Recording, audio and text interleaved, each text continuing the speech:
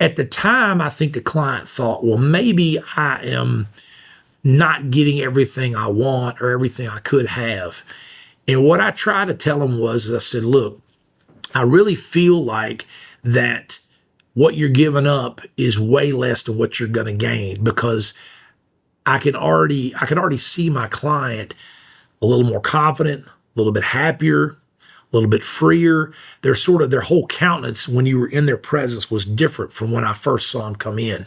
They ended up settling it that day, maybe against their better judgment immediately in that day, and against maybe what their parents would have had them do. And their parents weren't there, because you can't have your parents or anybody else at a mediation. But immediately, as soon as the papers were signed, you could just see it was almost like a weight had been lifted off their shoulders. Not a metaphorical weight. I mean, like, it looked like a real weight had been lifted off, where they could all of a sudden stand up taller. They were smiling brighter. I have seen this person since, in person and on social media, and I can tell you they are much happier than they were before, and their life looks like it's going 1,000 times better than it was when they were coming into my office. And it's because they've thrown off the yoke of that bad marriage and that really harsh, aggressive divorce.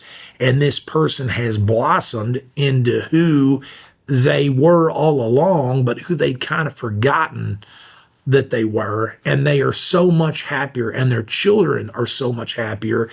And I can see that they've stepped out into a new life that at the time they walked into my office, they couldn't even see was possible for them at that time. And that just makes you feel good to see somebody that was down here, very unhappy, depressed, sort of beside themselves, to being up here and really starting to excel and find joy in living again, and enjoying hobbies and enjoying their work and feeling successful, particularly to know how their ex-spouse is and how they live and what's going on with that person.